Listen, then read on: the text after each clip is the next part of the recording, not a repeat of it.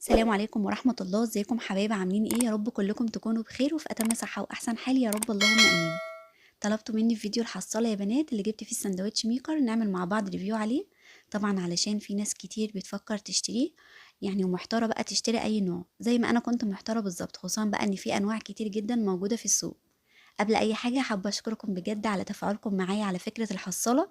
مبسوطه جدا ان الفكره عجبتكم وبالفعل في ناس كتير بدات تنفذها. ان شاء الله كده من هنا لحد شهر رمضان باذن الله تكونوا عملتوا مبلغ محترم وتجيبوا كل اللي في نفسكم فيه. النهارده ان شاء الله يعني هوضح لكم بقى كل حاجه عن امكانياته وتفاصيله.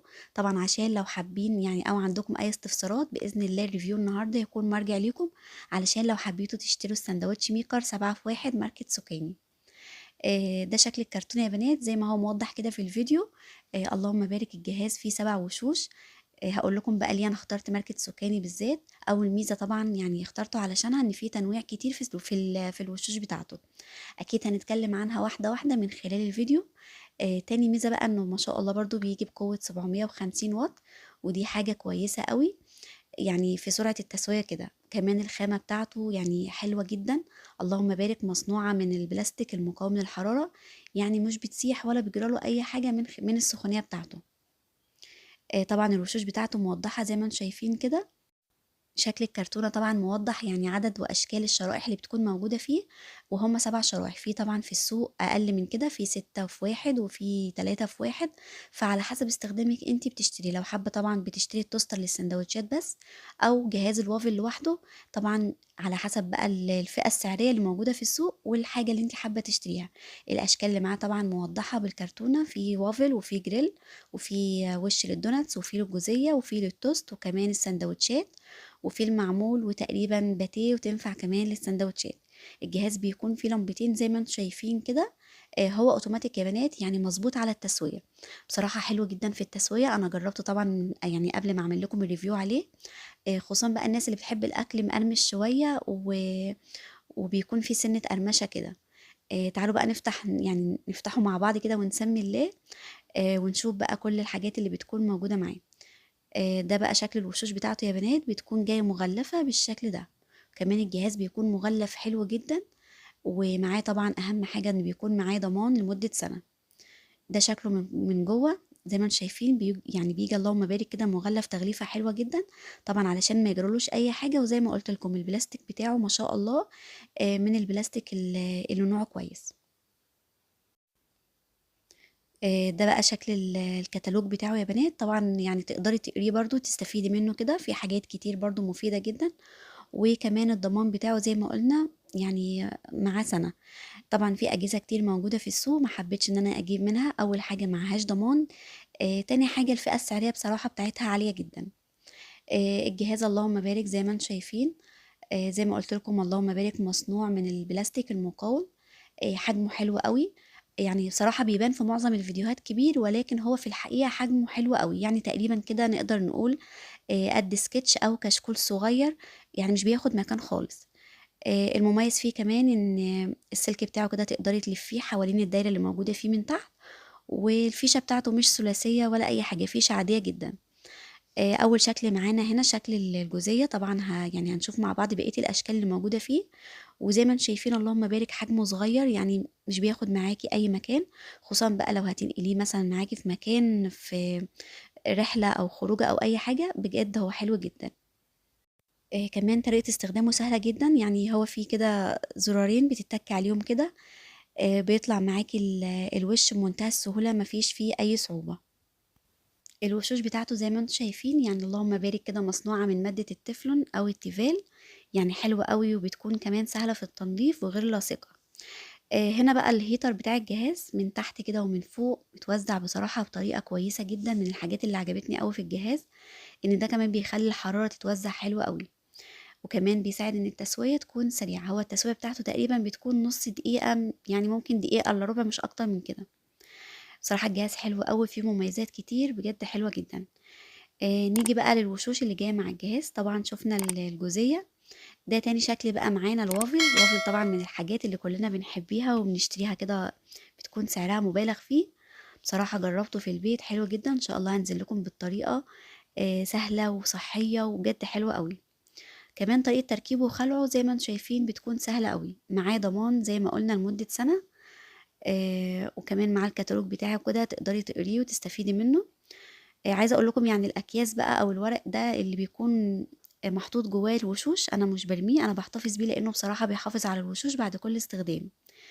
مش مجرد كده جهاز بشتريه معايا بقى اكياس ورق برميها، لا انا بحتفظ بيها بصراحة، لانها بتساعد ان يعني الالواح بتاعته كده ما تتجرحش، وكمان تفضل محافظة عليه. ده بقى الوش بتاع التوست، وكمان ينفع للسمبوسة وممكن السندوتشات. ان شاء الله طبعا هنجرب الحاجات دي مع بعض بإذن الله بالتفصيل.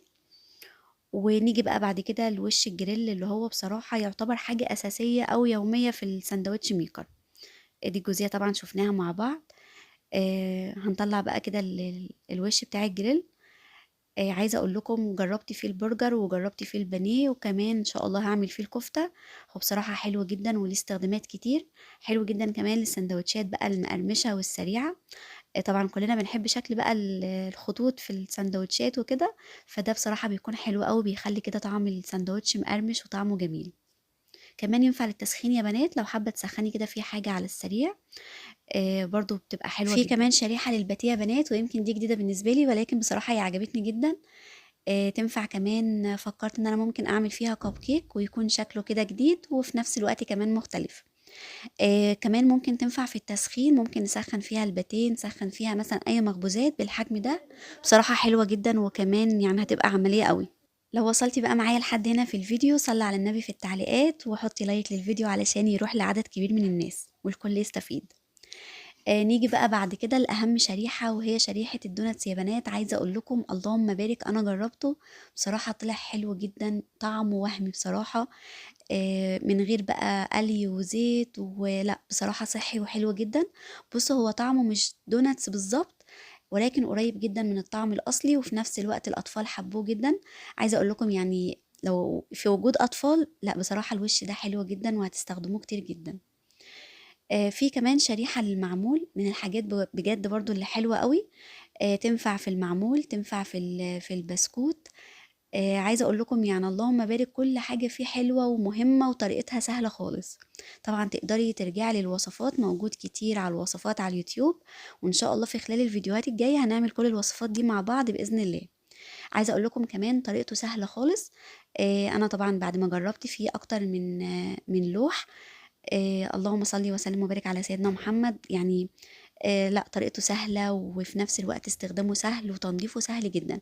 اهم حاجة قبل كل استخدام تدهنيه زبدة، ده هيخلي الحاجة بتاعتك يعني مستحيل تلزق، وفي نفس الوقت كمان يعني دهنة الزبدة دي او فرشة الزبدة بجد بتدي لون حلو، كمان قرمشة حلوة خالص.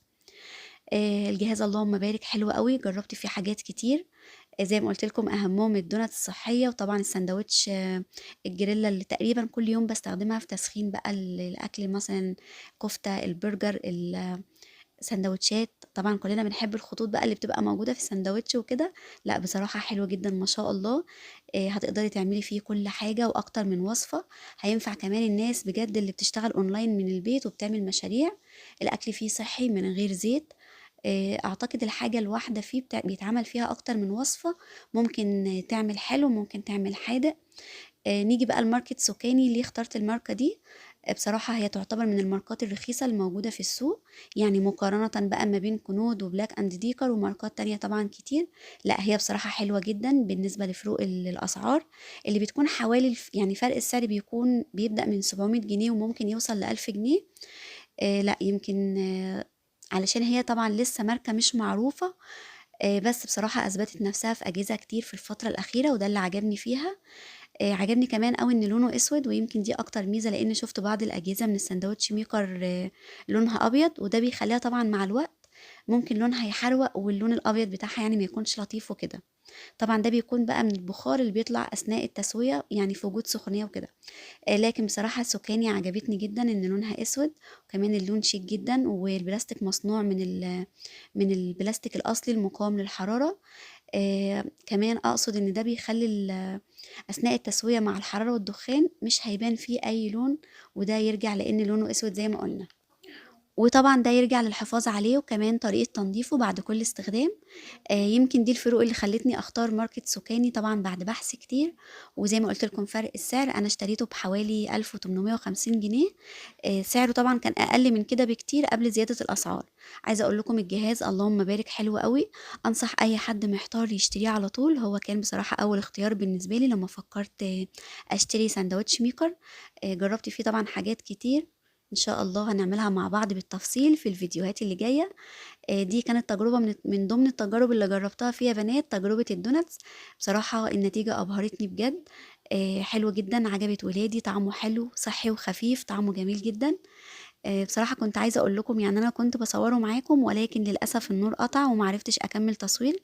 بس إن شاء الله استنوني، إن شاء الله هنعمل مع بعض كل الوصفات الحلوة دي، اللي بجد أنا مبسوطة منها أوي. يا رب تكونوا استفدتوا النهارده من الreview وأخدتوا كده فكرة مفصلة، ولو في أي حاجة نسيت أقولها لكم تقدروا تسألوني عنها في التعليقات وإن شاء الله هارُد عليكم. مستنية بقى تعليقاتكم ورأيكم في الساندوتش ميكر، ولو حد عنده الجهاز ده يقول لي عامل معاه إيه لحد دلوقتي، لإن أنا إن شاء الله يعني في حاجات كتير برضه عايزة أبحث عنها إن أنا ممكن أستخدم الجهاز فيها وكده.